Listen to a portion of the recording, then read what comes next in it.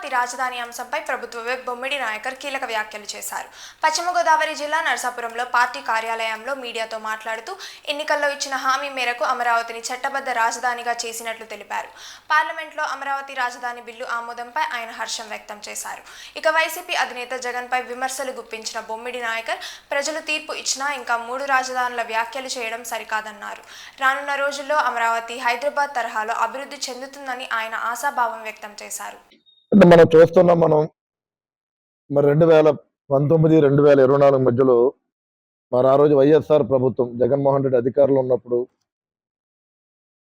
ఆంధ్ర రాష్ట్రానికి రాజధాని లేని రాష్ట్రంగా, మరి భారతదేశంలో చూసుకుంటే కనుక అన్ని రాష్ట్రాల్లోనూ రాజధానులు ఉన్నాయి.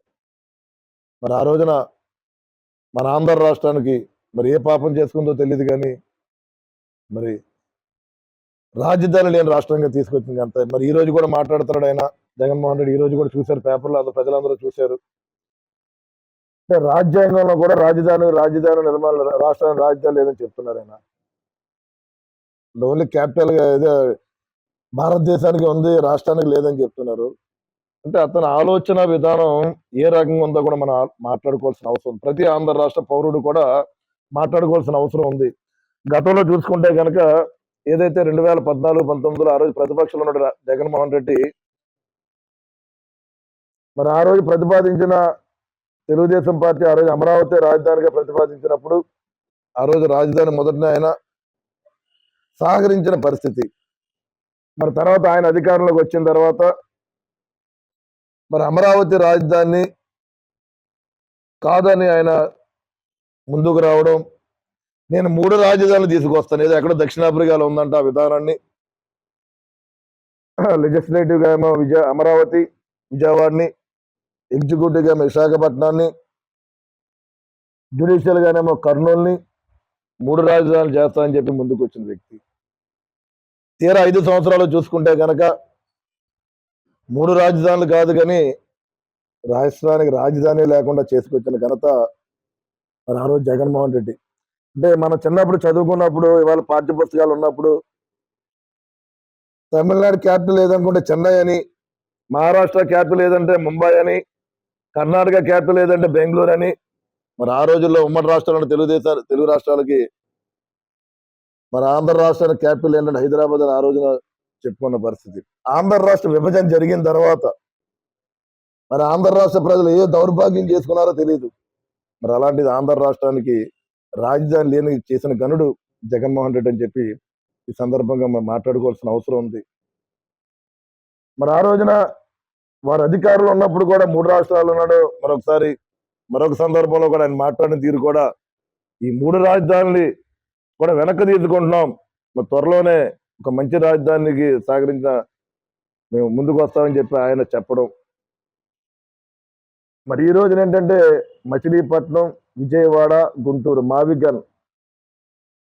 ఆయనకి నేను ఒకటే అడుగుతున్నాను జగన్మోహన్ రెడ్డిని, ఆయన డిప్రెషన్ లోకి వెళ్ళిపోయాడేమో నాకు అనిపిస్తుంది. నాకు నిజంగా అక్కడ ఎందుకు అంటే వివిధ రకాలుగా మాట తీరు. ఫస్ట్ రాజధాని కావాలి, అమరావతి రాజధాని అని, తర్వాత 3 రాజధానులు ఆయన 3 రాజధానులు తీసుకొస్తా అని చెప్పి, తర్వాత 3 రాజధానులు కాదు వెనక్కి తీసుకుంటున్నాం మేము, తర్వాత ఒక మంచి రాజధాని మేము నిర్మిస్తామని చెప్పి, అదేవిధంగా ఆ రోజుల్లో కూడా మాట్లాడినప్పుడు కూడా సెంట్రల్ ఆఫ్ మధ్యలో ఉండాలి రాజధాని చెప్పడం.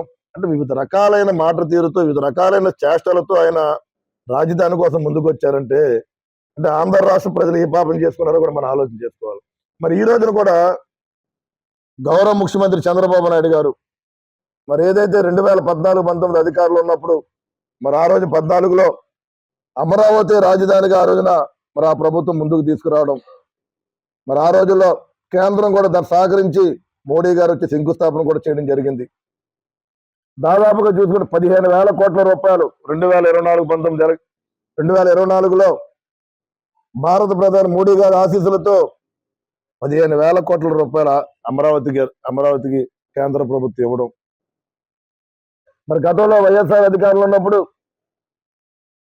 రాజధానికి ఏ రకమైన నిధులు లేకుండా మరి ఆ రోజు ప్రభుత్వం ఏ రకంగా ముందుకెళ్ళిందో కూడా ఆంధ్ర రాష్ట్ర ప్రతి ఒక్క పౌరుడు కూడా ఆలోచన చేసుకోవాల్సిన అవసరం ఉంది. మరి ఈ రోజున గౌరవ ముఖ్యమంత్రి చంద్రబాబు నాయుడు గారు మరి గతంలో ఏదైతే తెలుగు రాష్ట్రాల్లో హైదరాబాద్ రాజధానిగా ఉన్నదాన్ని మరి హైదరాబాద్ సిటీని ఏ రకంగా రూపకల్పన చేశారో, హైదరాబాద్ని ఏ రకంగా అభివృద్ధి చేశారో ప్రతి ఒక్క తెలుగు పౌరుడు కూడా చూసిన సందర్భం. ఈ రోజున అదే ముఖ్యమంత్రి 2024 ఆంధ్ర రాష్ట్రానికి ముఖ్యమంత్రిగా ఉండి ఏదైతే అమరావతి రాజధాని భారతదేశంలోనే చెప్పుకోదగ్గ రాష్ట్రంగా రాజధానిగా నిర్మించే విధంగా కూడా గౌరవ ముఖ్యమంత్రి చంద్రబాబు నాయుడు ముందుకు రావడం, మరి మోడీ గారి ఆశీస్సులతో, మరి ఉప ముఖ్యమంత్రి పవన్ కళ్యాణ్ గారి సహాయ సహకారాలతో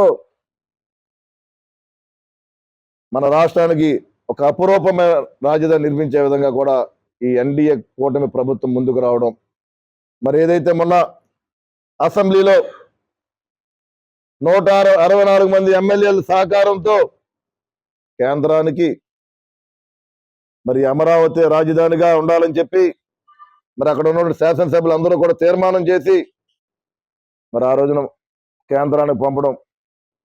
మరి నిన్నటి రోజున చూసుకుంటే కనుక కేంద్రం పార్లమెంట్ అందరూ భారతదేశంలో ఉన్నటువంటి ఎంపీలందరూ కూడా ఎక్సెప్ట్ వైఎస్ఆర్సీపీ తప్పించి ప్రతి ఒక్కరు మరి కాంగ్రెస్ సంబంధించిన ఎంపీలు కూడా మరి అమరావతి రాజధానిగా కూడా అందరూ కూడా సహకరించిన తీరు, మరి వైఎస్ఆర్ ప్రభుత్వం వారు వైఎస్ఆర్ ఎంపీగా ఉన్న రాజ్యసభ అవ్వచ్చు, లోక్సభ అవ్వచ్చు, వారందరూ కూడా వాకౌట్ చేయడం జరిగింది.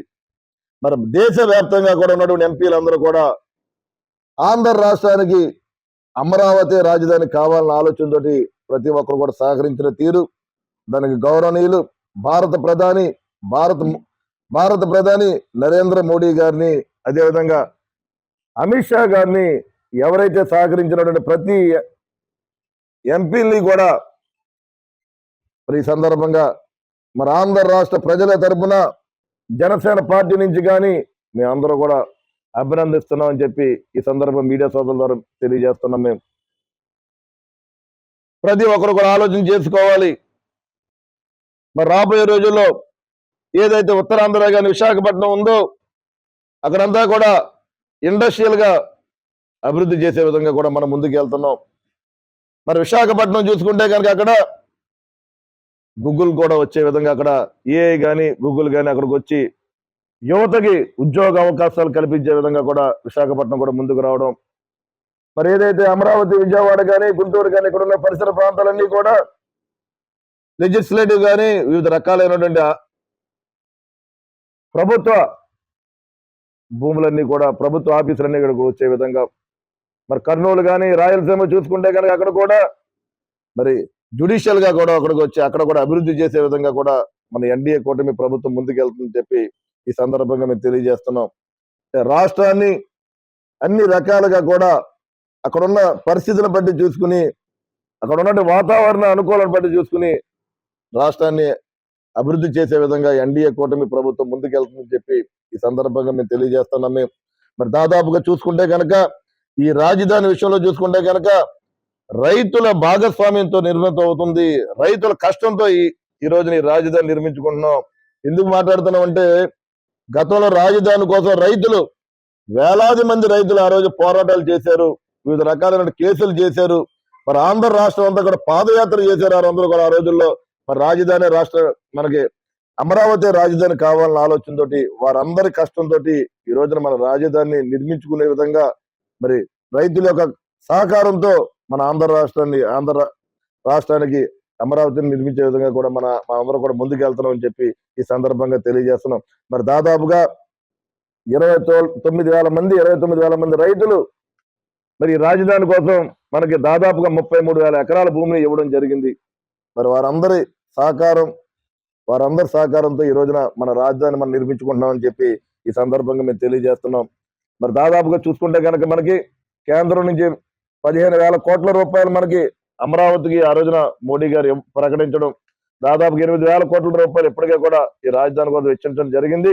మరి మొన్న ఏదైతే 2026-27 ఆంధ్ర రాష్ట్ర బడ్జెట్ లో చూసుకుంటే కనుక మరి దాదాపుగా కూడా దానికి కూడా మనం 8 కోట్ల రూపాయలు పైగా 6,000 కోట్ల రూపాయలు మరి మన స్టేట్ గవర్నమెంట్ నుంచి కూడా మన అమరావతికి ఇవ్వడం జరుగుతుంది. అంటే మేము ఒక విషయం మేము తెలియజేస్తున్నాం, మేము ఆంధ్ర రాష్ట్ర ప్రజలందరికీ కూడా గౌరవనీయులు చంద్రబాబు నాయుడు గారు మరి గతంలో హైదరాబాద్ ఏ రకంగా అభివృద్ధి చేశారో అదే విధంగా మన అమరావతి రాజధాని కూడా భారతదేశంలోనే కాదు ప్రపంచ దేశాలు కూడా చెప్పుకోదగ్గ రాజధానిగా మన అమరావతి రాజధాని నిర్మిస్తారని చెప్పి ఈ సందర్భంగా మేము తెలియజేస్తున్నాం.